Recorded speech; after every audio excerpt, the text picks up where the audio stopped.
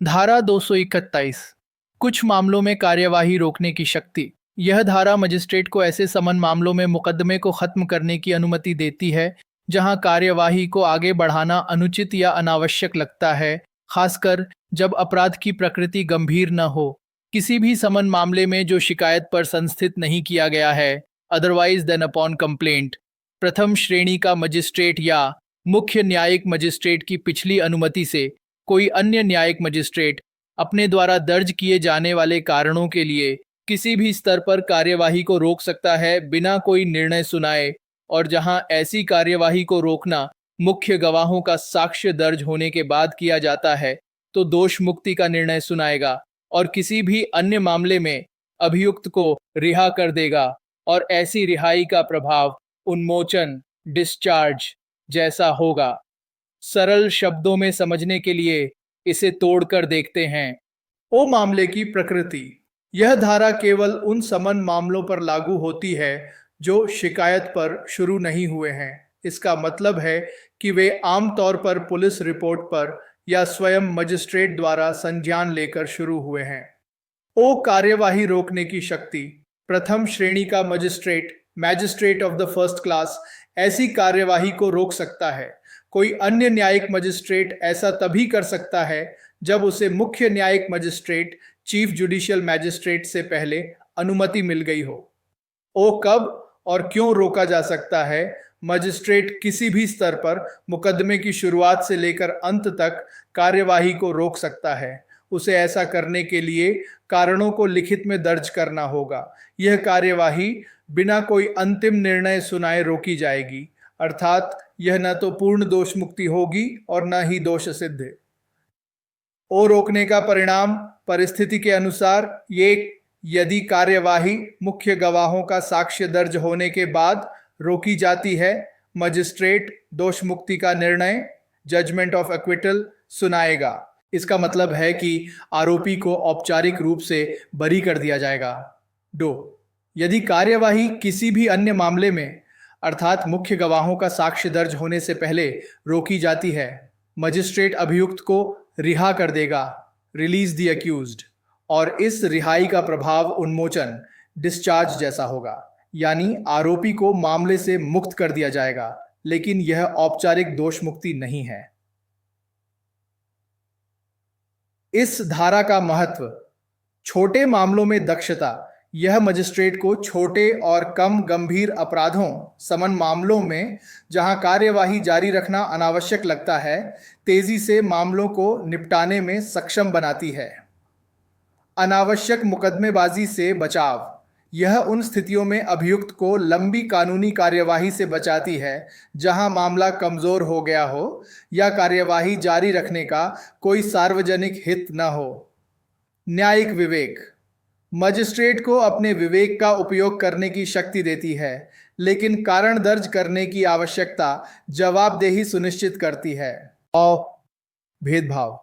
यह समन मामलों की प्रकृति और पुलिस रिपोर्ट पर संस्थित मामलों की विशिष्टता को ध्यान में रखती है। संक्षेप में, धारा 281 मजिस्ट्रेट, प्रथम श्रेणी का या मुख्य न्यायिक मजिस्ट्रेट की अनुमति से कोई अन्य को ऐसे समन मामलों में कार्यवाही को किसी भी स्तर पर रोकने की शक्ति देती है जो पुलिस रिपोर्ट पर शुरू हुए हैं। यदि मुख्य गवाहों के साक्ष्य दर्ज होने के बाद कार्यवाही रोकी जाती है तो दोष मुक्ति का निर्णय सुनाया जाएगा, अन्यथा अभियुक्त को रिहा कर दिया जाएगा, और ऐसी रिहाई का प्रभाव उन्मोचन जैसा होगा। मजिस्ट्रेट को ऐसा करने के अपने कारणों को लिखित में दर्ज करना होगा। धारा 232 समन मामलों को वारंट मामलों में बदलने की न्यायालय की शक्ति। यह धारा मजिस्ट्रेट को एक समन मामले की सुनवाई के दौरान यदि अपराध की गंभीरता या न्याय के हित में आवश्यक हो तो उसे वारंट मामले की तरह विचारित करने की अनुमति देती है। यह एक महत्वपूर्ण लचीलापन प्रदान करती है। जब किसी ऐसे समन मामले के विचारण के दौरान जो 6 महीने से अधिक की अवधि के कारावास से दंडनीय अपराध से संबंधित है, मजिस्ट्रेट को यह प्रतीत होता है कि न्याय के हित में अपराध को वारंट मामलों के विचारण की प्रक्रिया के अनुसार विचारित किया जाना चाहिए, तो ऐसा मजिस्ट्रेट इस संहिता द्वारा वारंट मामलों के विचारण के लिए प्रदान किए गए तरीके से मामले को फिर से सुनने की कार्यवाही कर सकता है और किसी भी गवाह को वापस बुला सकता है जिसकी परीक्षा हो चुकी हो। सरल शब्दों में समझने के लिए इसे तोड़कर देखते हैं। ओ लागू मामला, यह धारा ऐसे समन मामलों पर लागू होती है। ओ अपराध की गंभीरता, जिसमें किया गया अपराध 6 महीने से अधिक की कारावास की सजा से दंडनीय है। यह ध्यान रखना महत्वपूर्ण है कि परंपरागत रूप से समन मामले आमतौर पर ऐसे अपराधों से संबंधित होते हैं जिनकी अधिकतम सजा 2 साल से अधिक नहीं होती है। यह धारा उन अपराधों पर ध्यान केंद्रित करती है जो समन मामले की श्रेणी में आते हैं लेकिन फिर भी 6 महीने से अधिक की सजा दे सकते हैं। ओ कब बदल सकता है? समन मामले के विचारण ट्रायल के दौरान। ओ मजिस्ट्रेट का विवेक, यदि मजिस्ट्रेट को लगता है कि न्याय के हित में अर्थात निष्पक्षता और उचित कानूनी प्रक्रिया सुनिश्चित करने के लिए यह अपराध वारंट मामलों की प्रक्रिया के अनुसार विचारित किया जाना चाहिए। वारंट मामलों की प्रक्रिया अधिक विस्तृत और औपचारिक होती है, जिसमें चार्ज फ्रेम करना, आरोपी को अधिक अधिकार देना आदि शामिल होता है। ओ परिणाम बदलने के बाद मजिस्ट्रेट मामले को फिर से उसी तरीके से सुनना शुरू कर सकता है जैसा कि इस संहिता में वारंट मामलों के लिए प्रदान किया गया है। उसे यह भी शक्ति है कि वह किसी भी ऐसे गवाह को वापस बुला सकता है जिसकी गवाही पहले ही ली जा चुकी हो, ताकि वारंट मामले की प्रक्रिया के अनुसार उसकी फिर से जांच की जा सके। इस धारा का महत्व: 1.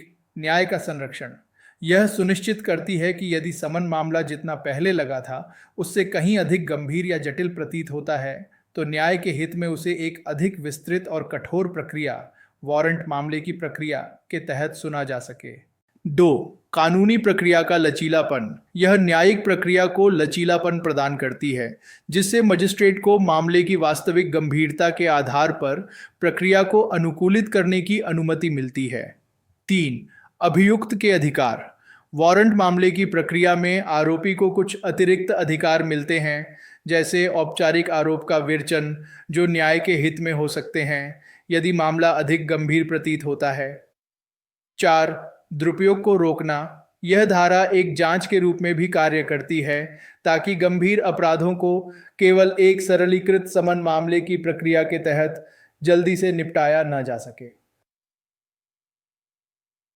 संक्षेप में, धारा 292 मजिस्ट्रेट को समन मामलों में जहां अपराध की सजा 6 महीने से अधिक कारावास हो सकती है, यदि वह न्याय के हित में समझे तो उस मामले को वारंट मामले की प्रक्रिया के अनुसार फिर से सुनने की शक्ति देती है।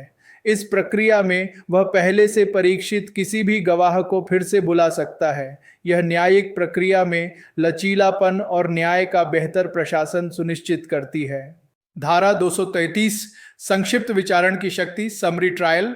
यह धारा उन मजिस्ट्रेटों और उन अपराधों को परिभाषित करती है जिनका संक्षिप्त विचारण, समरी ट्रायल, किया जा सकता है। संक्षिप्त विचारण का अर्थ है एक ऐसी प्रक्रिया जहां मुकदमे को कम औपचारिकताओं के साथ तेजी से पूरा किया जाता है। इस संहिता में किसी भी बात के होते हुए भी कोई भी मुख्य न्यायिक मजिस्ट्रेट, चीफ जुडिशियल मैजिस्ट्रेट, प्रथम श्रेणी का magistrate, magistrate of the first class, निम्नलिखित सभी या किसी भी अपराध का संक्षिप्त तरीके से विचारण करेगा, शैल try in a summary way.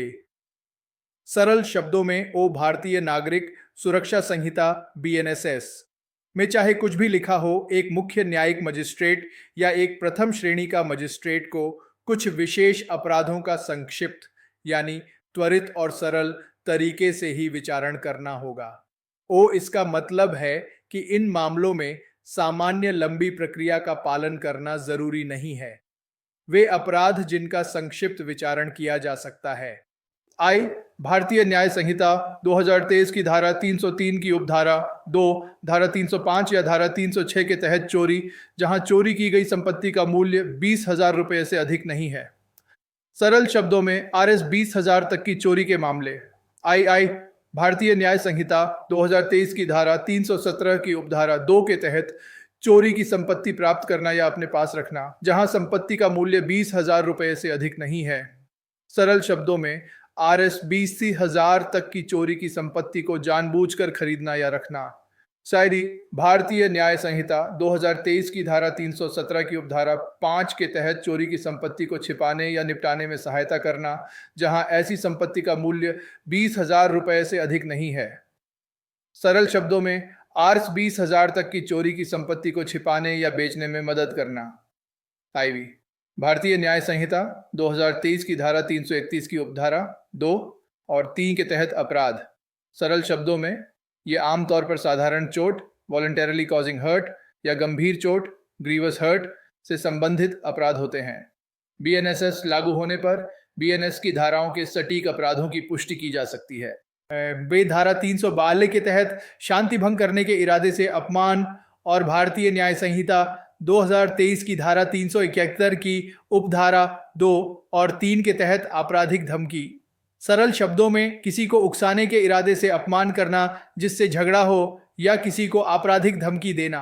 VI उपरोक्त में से किसी भी अपराध का दुष्प्रेरण एबेटमेंट। सरल शब्दों में ऊपर बताए गए किसी भी अपराध को करने में मदद करना या उकसाना। वीआईआई उपरोक्त में से किसी भी अपराध को करने का प्रयास जब ऐसा प्रयास एक अपराध हो। सरल शब्दों में ऊपर बताए गए किसी भी अपराध को करने की कोशिश करना यदि वह कोशिश भी अपने आप में एक अपराध है।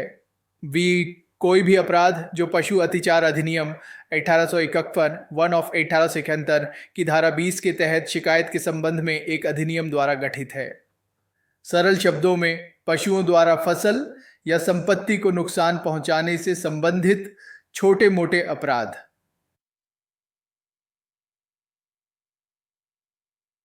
उपधारा 2 अन्य अपराधों का संक्षिप्त विचारण विवेकाधीन।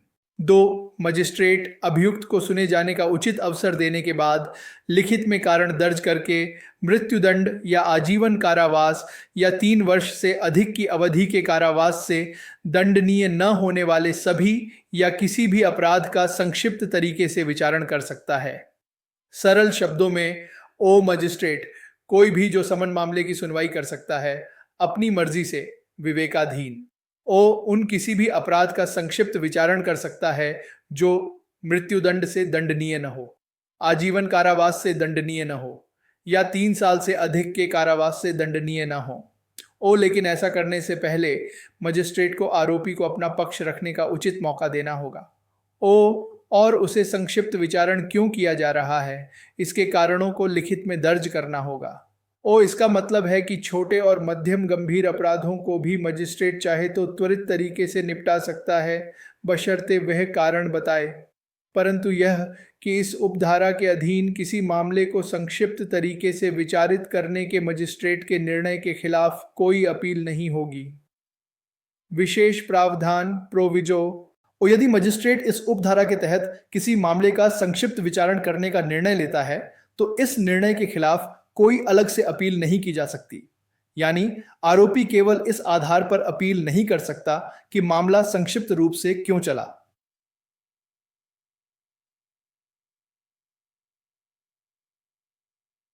उपधारा 3 संक्षिप्त विचारण को रोकना।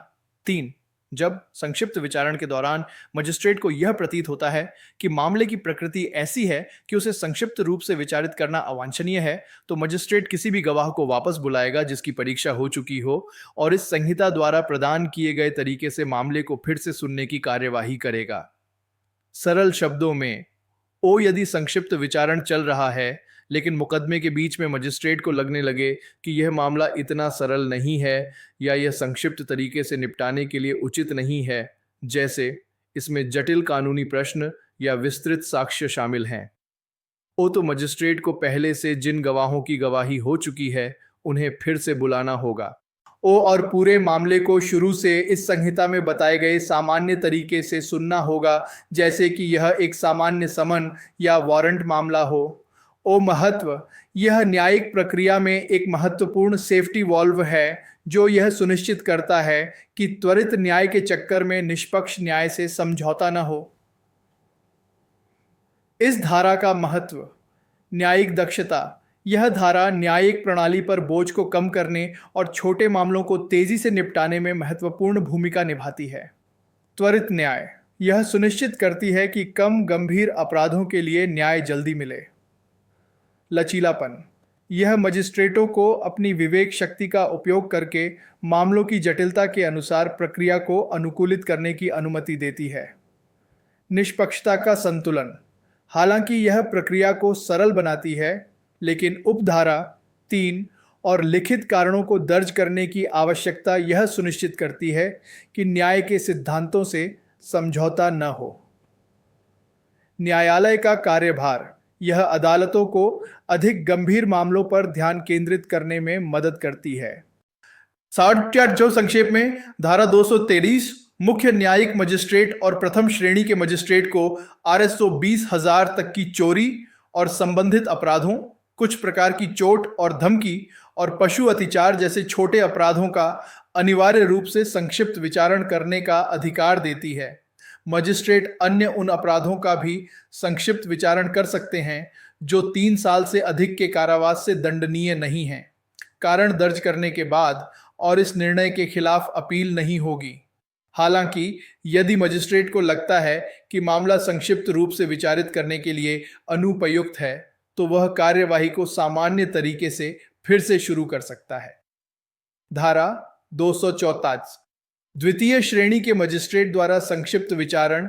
यह धारा उच्च न्यायालय को यह शक्ति देती है कि वह द्वितीय श्रेणी के मजिस्ट्रेट को कुछ विशिष्ट प्रकार के छोटे अपराधों का संक्षिप्त विचारण, समरी ट्रायल, करने का अधिकार प्रदान कर सके। उच्च न्यायालय, हाई कोर्ट, किसी भी मजिस्ट्रेट को जिसे द्वितीय श्रेणी के मजिस्ट्रेट की शक्तियां प्राप्त हैं, संक्षिप्त तरीके से विचारण करने की शक्ति प्रदान कर सकता है, ऐसे किसी भी अपराध का जो केवल जुर्माने से दंडनीय है या 6 महीने से अधिक न होने वाली अवधि के कारावास से जुर्माने सहित या रहित दंडनीय है, और ऐसे किसी भी अपराध के दुष्प्रेरण, अबिटमेंट या प्रयास, अटेम्प्ट को करने का भी विचारण कर सकता है। सरल शब्दों में समझने के लिए इसे तोड़कर देखते हैं। ओ शक्ति किसे मिलेगी? उच्च न्यायालय।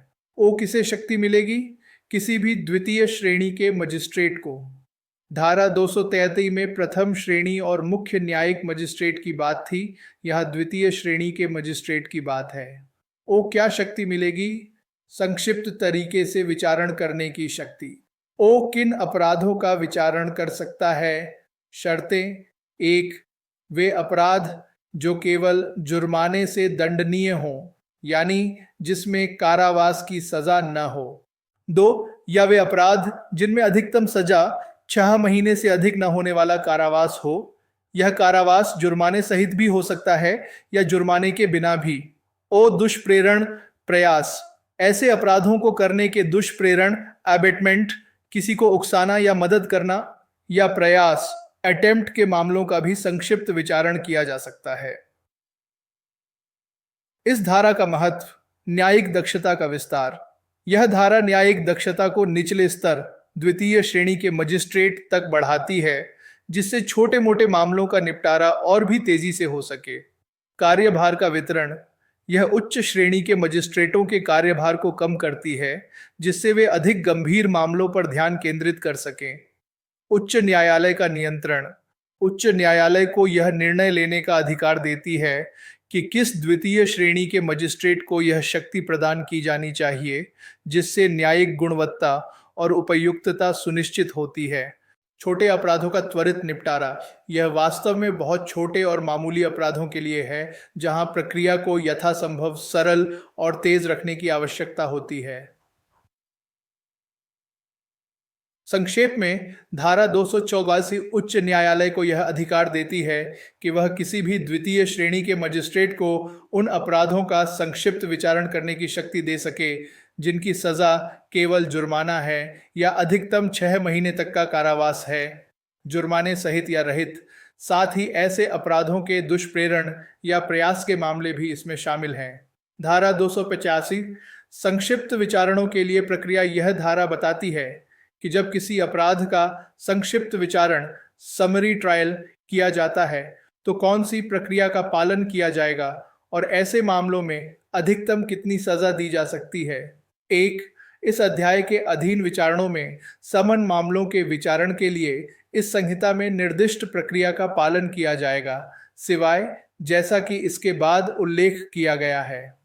सरल शब्दों में, जब कोई मुकदमा संक्षिप्त तरीके से समरी ट्रायल चलाया जा रहा हो, जैसा कि धारा 283 और 284 में बताया गया है, तो उस मुकदमे में सामान्य समन मामलों समन्स केसेस की प्रक्रिया का ही पालन किया जाएगा।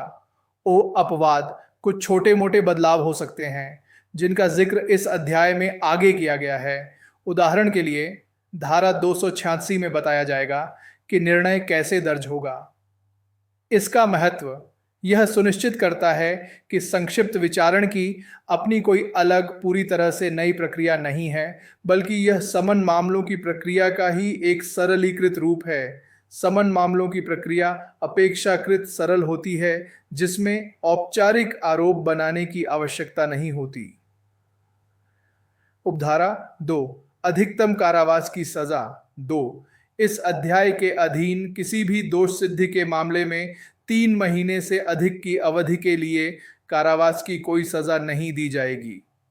सरल शब्दों में, संक्षिप्त विचारण में किसी को दोषी पाए जाने पर मजिस्ट्रेट अधिकतम 3 महीने तक की ही कारावास की सजा दे सकता है।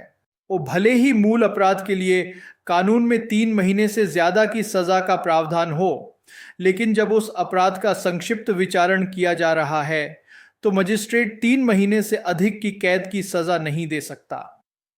इसका महत्व यह संक्षिप्त विचारण की प्रकृति को दर्शाता है, जो छोटे और कम गंभीर अपराधों के लिए है। यह सुनिश्चित करता है कि केवल मामूली अपराधों को ही त्वरित प्रक्रिया के तहत निपटाया जाए और गंभीर अपराधों को पूरी और विस्तृत कानूनी प्रक्रिया के माध्यम से सुना जाए।